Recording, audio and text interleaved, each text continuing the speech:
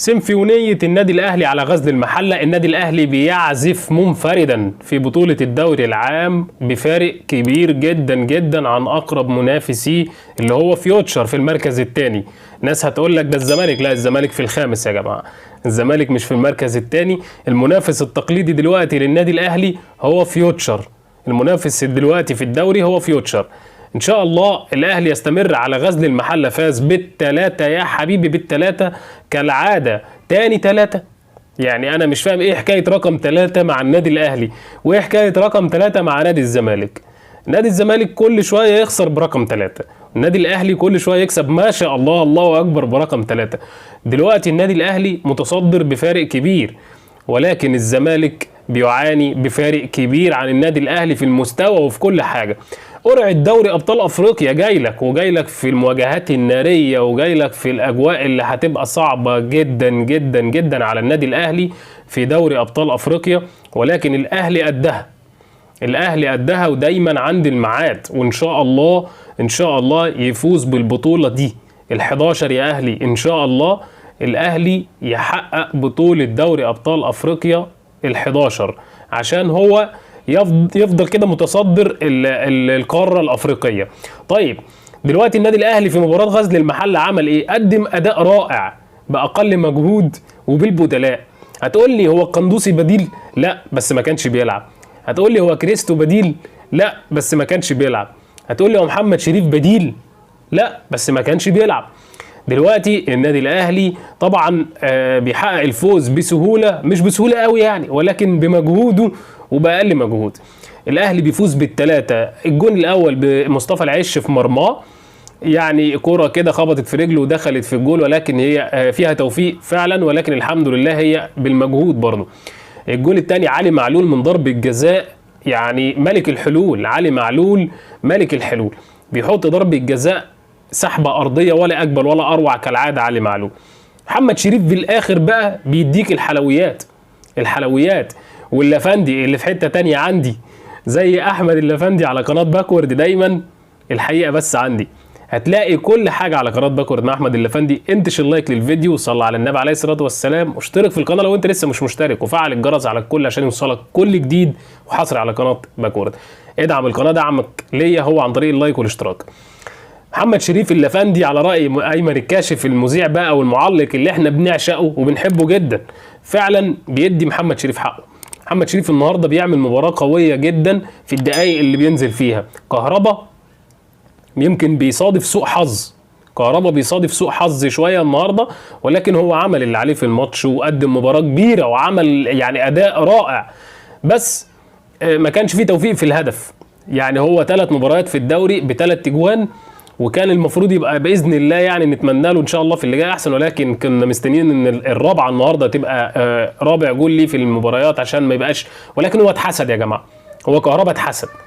كهربا لما قعدوا يشتغلوا عليه وضغط عصبي وضغط بقى، مش عايزين نقول اللي هو بيتاثر بالكلام ده، لا هو ما بيتاثرش بالكلام ده ولا حاجه، ولكن يعني زي ما تقول النهارده كده محدش ساعده في المباراة عشان يقدر يحط الجول الرابع على التوالي في الدوري في المباريات، مش الرابع يعني الرقم الهدف الرابع، لا الرابع في المباريات الرابعة، عشان المباراة الرابعة للنادي الأهلي على التوالي لو كان كهربا حط فيها جول.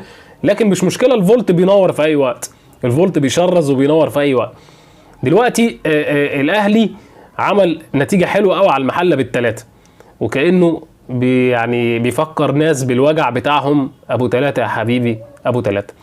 ولكن هو ده النادي الاهلي. وجاي لك بقى في قرعه دوري ابطال افريقيا اللي قلت لك عليها وزعت لك فيها الفيديو اللي قبل ده، هتشوف فيها القرعه والنتائج بتاعتها. ولكن هقول لك برضو النتائج. الاهلي هيقابل مواجهه صعبه جدا، الرجاء المغربي فريق قوي جدا السنه دي.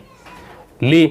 لانه الفرق المغربيه سواء كان الرجاء او الوداد فرق قويه جدا كالعاده، ولكن السنه دي بيحاولوا او زي ما بيقولوا كده بيعيشوا احلى ايامهم مع الكره المغربيه سواء منتخبات او فرق. كمان الرجاء المغربي عايز يعمل نتيجه في البطوله دي، عشان هو كل بطوله بيخرج كده بطريقه او باخرى، فعايز يحقق حاجه كويسه في البطوله دي. الرجاء المغربي على ارضه صعب جدا، وبالتالي انت لازم تعمل كل اللي انت شايفه في التكتيك العالي عشان تقابل الرجاء المغربي. اللي فات كله حمادة، واللي جاي حمادة تاني خالص. عشان تعرف تكسب الرجاء المغربي لازم بتكتيك تاني خالص. كلامي هنا الكولر، تجهيز اللاعبين على اعلى مستوى، والتكتيك بتاعهم يبقى على اعلى مستوى عشان يوازي المستوى المغربي او الكرة المغربية في الحالة اللي بتعيشها الفترة الاخيرة. النادي الاهلي هو الاول في افريقيا في التصنيف، النادي الاهلي دايما هو الاول بالبطولات ان شاء الله، ولكن الكرة ما فيهاش كبير، الكرة بتعترف بالمجهود. فلازم الاهلي يعمل اللي عليه في البطولة دي. اذا كنت عايز ال11 يا اهلي ادفع الثمن والعب بتكتيك عالي واحترم المنافس. الاهلي هيقابل الرجاء وهيقابل الفايز من شبيبة القبائل والترجي التونسي. يعني لو الاهلي ان شاء الله باذن الله نتمنى له الفوز على الرجاء المغربي، وبعد ما يفوز على الرجاء هيقابل الفايز من شبيبة القبائل الجزائري والترجي. اي واحد منهم اللي هيفوز، الترجي بيعيش اسوأ ايامه، الترجي بيعيش اسوأ ايامه ومش في احسن حالاته، ما بيعملش كرة اللي احنا متعودين عليها في الترجي. وزي ما شفنا اخر حاجة كان مقابل الزمالك فيها، كان يعني الترجي مش هو الترجي، شايل هنا بنتيجة تقيلة، ويعني مش مستوى الترجي اللي احنا متعودين عليه السنة دي. عشان كده معظم الاهلاويه كانوا بيتمنوا مقابلة الترجي، ولكن رب ضارة نافعة، قدر الله ما شاء فعل. وزي ما بيقولوا كده، اللي تخاف منه ما يجيش احسن منه، اللي تخاف منه ما يجيش احسن منه. فان شاء الله الاهلي يعدي الرجاء ويشوف مين اللي هيفوز، سواء شبيبة القبائل او الترجي التونسي. وعلى فكرة بالمناسبة شبيبة القبائل الجزائري عامل مستوى عالي جدا في البطولة دي. شبيبة القبائل الجزائري انا واحد من الناس اتوقع ان هو هيفوز على الترجي، هيصعد على حساب الترجي، ولو صعد على حساب الترجي هيكون ند قوي جدا على النادي الاهلي، هيكون ند قوي جدا مع النادي الاهلي باذن الله. باذن الله بتكلم هنا، لو الاهلي باذن الله ان شاء الله نتمنى الفوز على الرجاء، وده باذن الله مفيش حل، وباذن الله مش هنتنازل عن كده. فان شاء الله الاهلي يفرح جماهير النادي الاهلي، والاهلي بيعزف سيمفونيه لوحده يا جماعه، وبيغرد في كل حته. وكلامنا هنا بقى لكل الناس، والهلال واللي انت عايز تقوله قوله. شوف الكلام النهارده كده في القرعه، وشوف كل حاجه كانت بتحصل. احترام غير عادي للنادي الاهلي وتاريخه، لان هو كبير القاره الافريقيه، ده مش بالكلام، ده بالارقام. فبالتالي النتيجه دي هتبقى هي الفترة القادمة اللي الأهلي هيلعب عليها، إن هو يجهز نفسه للبطولة ويجهز نفسه للأجواء اللي هيلعب فيها الفترة اللي جاية إن شاء الله. نتمنى الفوز للنادي الأهلي على الرجاء، ونتمنى إن شاء الله إنه يقدم أداء رائع في الفترة القادمة، وبإذن الله يعدي ويقابل الفايز من الترجي وشبيبة القبائل. مليون مبروك للنادي الأهلي على غزل المحلة 3-0. مليون مبروك لجمهور النادي الأهلي العظيم، جيش النادي الأهلي العظيم اللي بيشرفني وينورني، أحلى ناس في الدنيا، الجيش الكبير، جيش الأهلاوية العظيمة، جمهور أي حد تاني يحب يشرفني وينورني فهو على راسي من فوق. تحياتي ليكم، اتمنى تنتشر اللايك للفيديو عشان ده دعم ليك، دعم منك ليا، وتشترك في القناة لو انت لسه مش مشترك، وفعلوا الجرس على الكل.